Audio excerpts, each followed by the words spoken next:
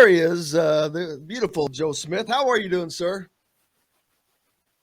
How you doing, my friend? Could have used a few more hours of sleep, but a good tired this morning after last night, as you well know.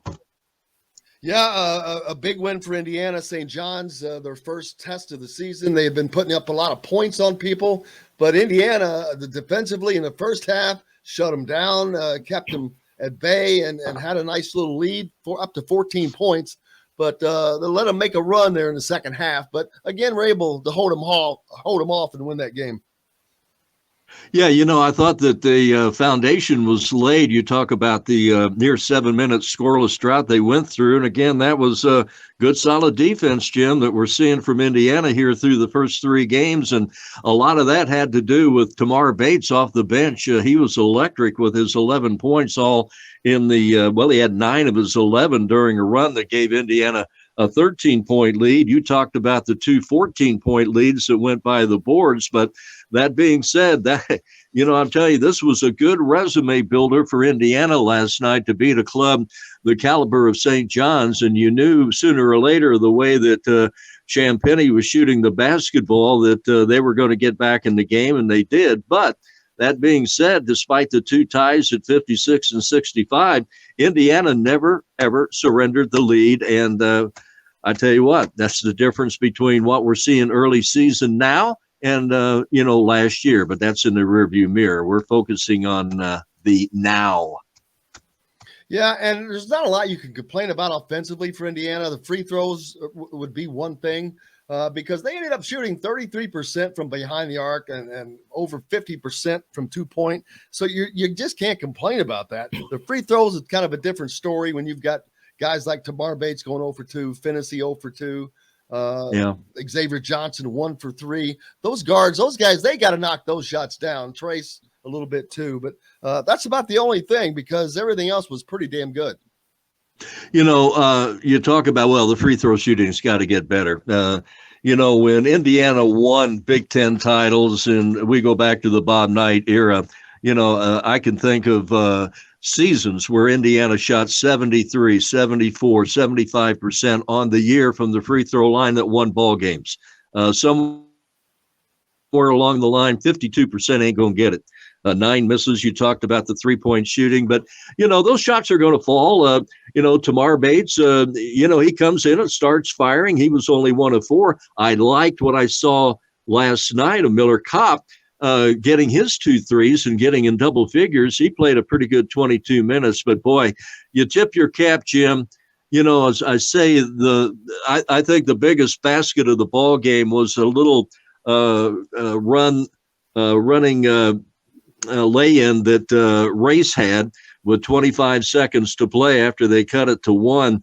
And, I thought that was awfully big, and he played well along with TJD down the stretch. I think, 33 points and 15 rebounds between those two. But that was a key basket. And then Xavier hit the 1 of 2 from the line to win it there in the last few seconds.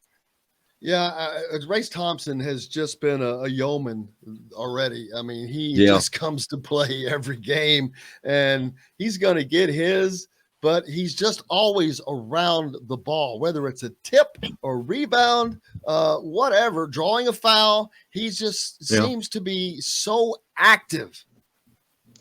Well, he was last night, and one thing that was heartening was he was 6 for 9 from the field. Now, that being said, I was looking up in the book, Trace last night tied his career high in assists with 4, but Race did a lot of other things. He had 2 assists, but he had 4 steals, but his career high was 7, so he was a little far from that, but he was around the ball, and, those two really had big baskets down the stretch. So, when it was go-to time, it was time to go to your go-to guys. And Indiana went to both of them down the stretch and held off a very good St. John's ball club. Joe, one of the things I've been impressed with this Indiana team is the improvement on defense. I know we're only 3 games in, but from last season. And one thing I thought maybe was kind of a microcosm of how maybe well this team is, the chemistry is going and And the way they're kind of gelling together right now is when Trey Galloway went down with that scary injury, took that fall in that game, all four of his teammates were gathered around making sure he was okay.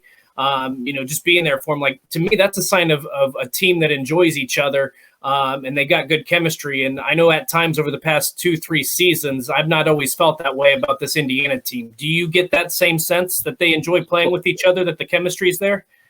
Oh, no question about it. And you look at just the change in the countenance on his face, how he goes about doing things, and that's Rob Finney. He kind of got dinged last night, didn't play much. He had a thigh bruise, I believe Mike was telling us after the ball game. But you can just tell that he is enjoying playing, and that has a lot to do with the infusion of, Xavier Johnson.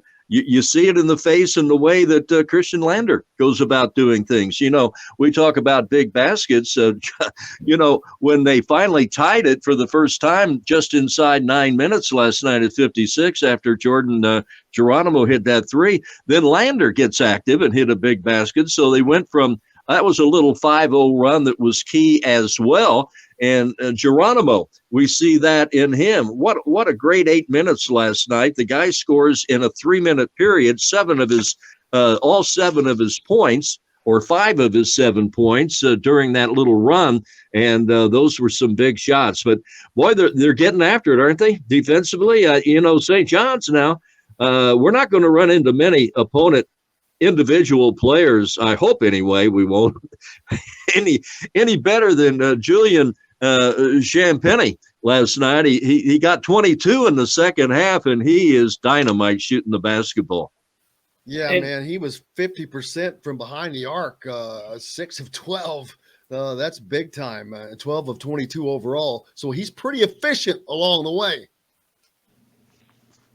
Oh, yeah. I mean, he's going to be a heck of a ball player, and Steph Smith and Alexander. They got a nice ball club. I asked John Manko, ran into John, a longtime broadcaster. He and Fish worked at WIRE back in the early 70s. A good friend of ours. He's in his 15th year doing Red Storm games, and he was telling us that they were picked to finish 4th in the Big East. Now, the Big East quite strong, but they may surprise more than a few people with the lineup that they have, and they're well coached.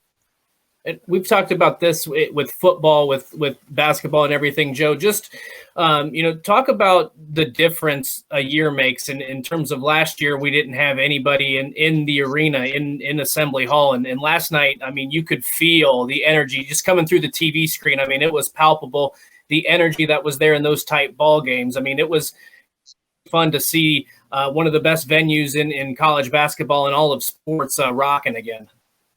Oh, no question about it. I mean, that was one of the toughest things doing we did all of the road games except for a few stops last year from a studio on Rural, Jake Robinson's studio, Midwest Broadcasting. And that was tough to do, where the three of us just broadcast off of the monitor. Great to see the fans. But I tell you what, too, with that atmosphere and with that extra add to everything that's going on, we don't win this game. We don't maybe win Eastern Michigan last year in the same situation. So new infusion of players, the attitude, just the confident feel that they have shown us here. Indiana played a tight ball game, had 16 turnovers in the contest, a few too many in the second half, but got away with it. But still, it's great to see the extra charge in the stands. And, hey, it was a big key last night. They were rocking and rolling. Joe, and the next 3 more games at home for Indiana. That